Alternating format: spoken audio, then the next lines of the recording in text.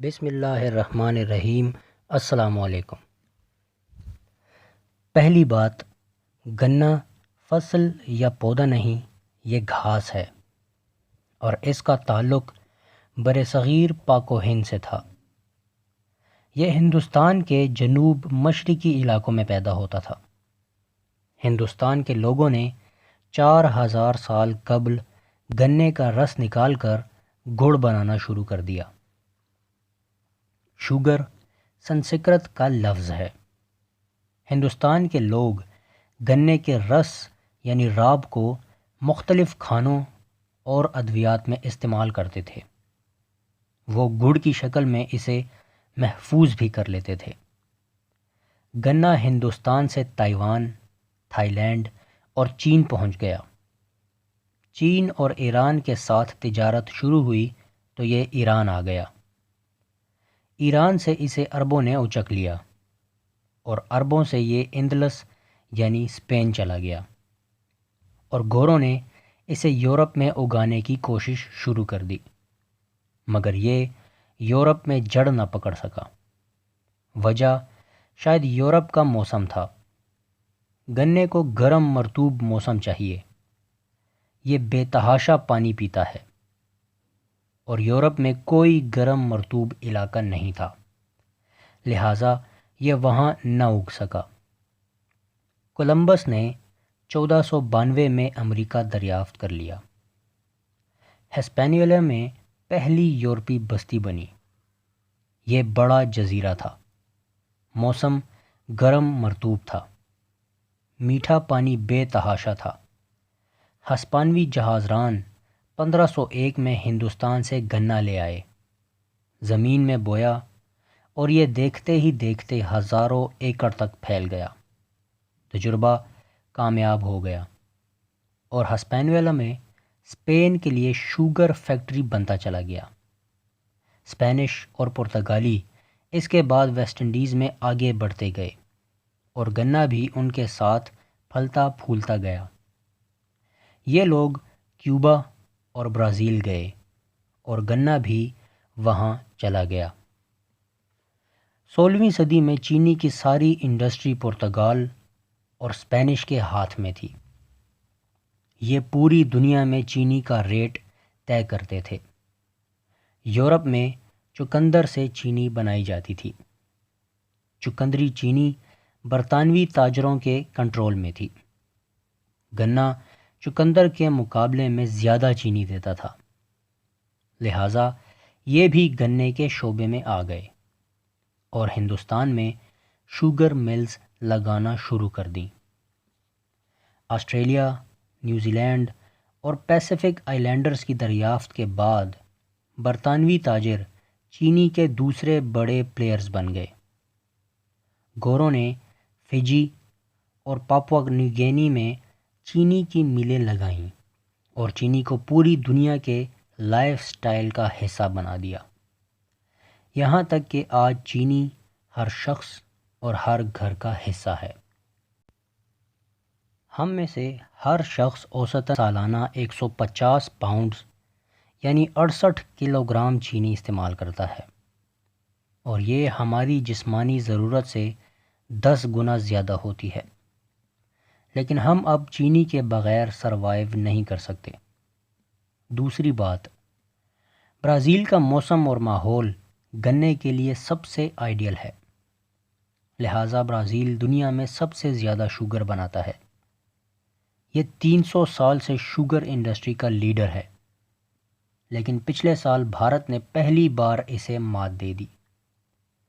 India sugar production میں اس وقت دنیا میں نمبر 1 ہو چکا ہے، برازیل دوسرے نمبر پہ، جبکہ یورپی یونین تیسرے نمبر پر آتی ہے، لیکن یہ گنے کے بجائے چقندر سے چینی بناتی ہے۔ تھائی لینڈ چوتھے نمبر پر ہے، تاہم یہ دنیا میں چینی کا دوسرا بڑا ایکسپورٹر ہے، اور چین 5ویں نمبر پر ہے۔ آپ یہ جان کر حیران ہوں گے، دنیا میں گنے پر سب سے زیادہ ریسرچ امریکہ میں ہوتی ہے۔ امریکہ کی ریاست ہوائی شوگر کین اسٹیٹ کہلاتی ہے، لیکن امریکہ اس کے باوجود چینی درآمد کرتا ہے۔ کیوں؟ امریکہ میں گنے کو لیزی مین کراپ یعنی سست کسان کی فصل کہا جاتا ہے۔ گنا فصل نہیں ہے، یہ گھاس ہے۔ آپ یہ لگا دیں، کھیت میں پانی دیتے رہیں اور 3 سال گنا کاٹتے رہیں۔ گنا کاٹنے کے بعد گھاس کی طرح دوبارہ اگ آئے گا۔ چنانچہ گنا کاشت کرنے والے کسان سست ہو جاتے ہیں، یہ کسی دوسرے کام کے قابل نہیں رہتے۔ 2. گنا بے تحاشا پانی پیتا ہے۔ یہ جس جگہ لگایا جاتا ہے یہ وہاں کا سارا پانی پی جاتا ہے اور وہ علاقہ جلد یا بدیر بنجر ہو جاتا ہے۔ اور 3. چینی بنانا ایک مہنگا کام ہے، چنانچہ امریکہ اپنی ضرورت کی چینی برازیل اور تھائی لینڈ سے امپورٹ کر لیتا ہے اور کھیتوں میں مکئی، پھل اور دالیں اگاتا ہے۔ یہ ہوائی میں بھی گنے کی جگہ اناناس کو فوقیت دے رہا ہے۔ تیسری بات، ہم اب پاکستان میں آتے ہیں۔ پاکستان 90 کی دہائی تک دنیا میں کپاس اگانے والے بڑے ملکوں میں شمار ہوتا تھا۔ پاکستان کی کپاس دوسرے نمبر پر آتی تھی، لیکن پھر سیاستدان شوگر انڈسٹری میں آ گئے اور یہ آہستہ آہستہ کاٹن ایریا کو شوگر ایریا میں تبدیل کرتے چلے گئے، یہاں تک کہ پاکستان میں کپاس کی پیداوار کم ہو گئی اور یہ غیر معیاری بھی ہوتی چلی گئی۔ آپ کو یہ جان کر حیرت ہوگی، ہم اب دھاگا امپورٹ کرتے ہیں۔ ہماری کاٹن انڈسٹری بڑی تیزی سے چین اور بھارت کی محتاج ہو رہی ہے۔ اس کی 2 وجوہات ہیں۔ ملک میں پچھلے 20 برسوں میں کاٹن پر کوئی ریسرچ نہیں ہوئی۔ کیوں؟ کیونکہ شوگر مافیا نے یہ ہونے نہیں دی۔ آپ پچھلے 20 برسوں کے وزیر صنعت اور زراعت نکال کر دیکھ لیجئے، یہ عہدے ہمیشہ جاگیرداروں کو ملتے ہیں اور جاگیردار کاٹن پر ریسرچ نہیں ہونے دیتے تھے۔ وجہ یہ سمجھتے ہیں کاٹن پر ریسرچ ہو گئی تو کسان گنے کی جگہ کپاس اگائے گا اور اس سے ان کو نقصان ہوگا۔ اور دوسرا، ملک 20 برسوں سے شوگر مافیا کے کنٹرول میں ہے۔ آپ پچھلے 20 برسوں میں ملک کے تمام بڑے لوٹے دیکھ لیں، آپ کو شوگر مافیا پارٹیاں بدلتا نظر آئے گا۔ یہ لوگ ہر حکومت میں شامل ہو جاتے ہیں اور زراعت اور تجارت کے فیصلے اپنے ہاتھوں میں لے لیتے ہیں۔ سوال یہ ہے، یہ لوگ شوگر انڈسٹری کیوں ہیں؟ آپ جان کر حیران ہوں گے، یہ دنیا کی واحد انڈسٹری ہے جس کا را مٹیریل گنا ادھار ملتا ہے۔ یہ لوگ مل لگانے سے لے کر شوگر سٹور کرنے تک بینک سے ایک دھیلا قرض نہیں لیتے، یہ کسان کو نچوڑتے رہتے ہیں۔ اب سوال یہ ہے، کسان پھر گنا کیوں اگاتا ہے؟ یہ کوئی اور فصل لگا لے۔ وجہ صاف ظاہر ہے، گنا لیزی مین کراپ ہے۔ آپ ایک بار بوئیں اور 3 سال تک کاٹتے رہیں۔ چنانچہ کسان اپنی سستی کی وجہ سے بلیک میل ہوتا رہتا ہے۔ کسان کی مجبوری سے شوگر مافیا بنا، یہ سیاسی جماعتوں اور بیوروکریسی میں آیا اور زراعت اور انڈسٹری دونوں کو یرغمال بنا لیا۔ یہ لوگ تمام سیاسی جماعتوں میں ہیں، یہ اپنی مرضی کی حکومتیں لے آتے ہیں اور ناپسندیدہ حکومتیں گرا دیتے ہیں۔ عمران خان کی حکومت اس کی تازہ ترین مثال ہے۔ شوگر مافیا نے 2013 کے بعد عمران خان کو سپورٹ کرنا شروع کر دیا تھا۔ یہ حکومت آج بھی شوگر مافیا کی بیساکھیوں پر کھڑی ہے۔ اگر صرف یہ لوگ پیچھے ہٹ جائیں تو وفاق اور پنجاب دونوں میں پاکستان تحریک انصاف کی حکومت ختم ہو جائے گی۔ چوتھی بات، یہ لوگ کرتے کیا ہیں؟ یہ کمال کرتے ہیں، یہ پاکستان کے عوام کو لوٹتے ہیں۔ کیسے؟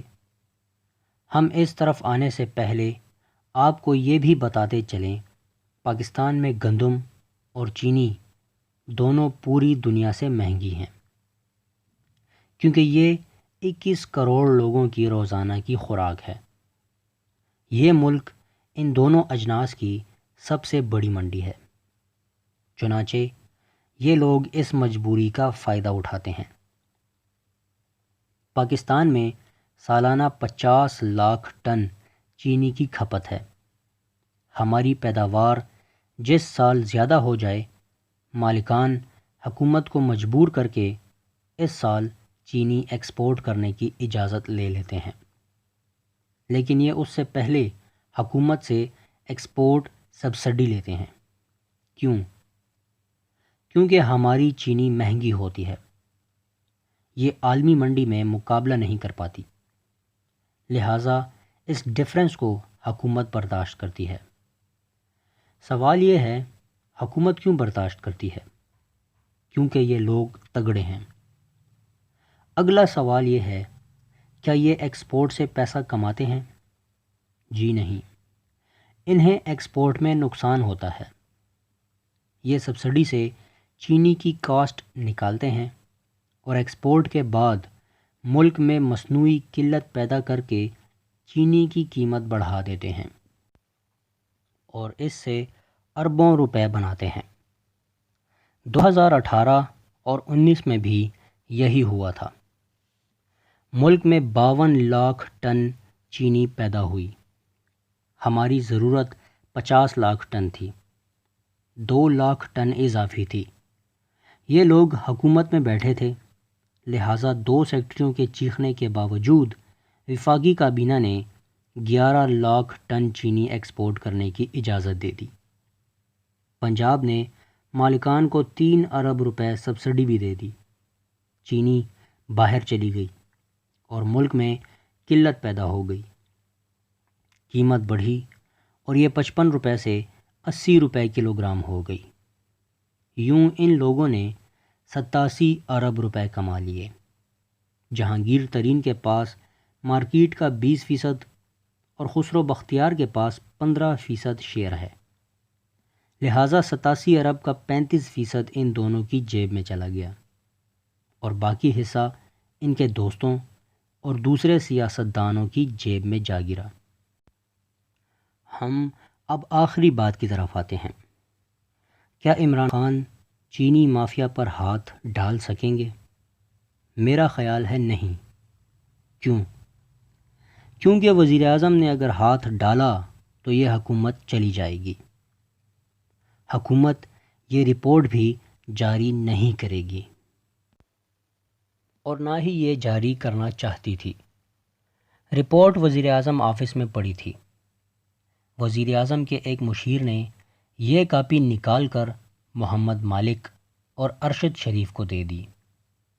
رپورٹ میڈیا میں بریک ہو گئی اور یوں حکومت اسے اون کرنے پر مجبور ہو گئی۔ لہٰذا مجھے محسوس ہوتا ہے یہ ایشو جلد یا بدیر کرونا کی خبروں میں دب جائے گا۔ حکومت مزید مٹی ڈالنے کے لیے سابق حکومتوں کے قرضوں کا ایشو اٹھا رہی ہے، لہٰذا کرونا اور قرضہ کمیشن کی رپورٹ مل کر یہ رپورٹ نگل جائے گی۔ شوگر مافیا کا اپنا خیال ہے کرونا کے مریضوں کی تعداد لاکھ تک پہنچنے کی دیر ہے اور آٹا ہو یا چینی ساری رپورٹیں غائب ہو جائیں گی۔ چنانچہ آپ آج سے کرونا اور قرضہ کمیشن رپورٹ پر توجہ دینا شروع کر دیں۔ آپ کو بہت جلد چینی رپورٹ کی خبر نظر نہیں آئے گی۔ جیے شوگر مافیا۔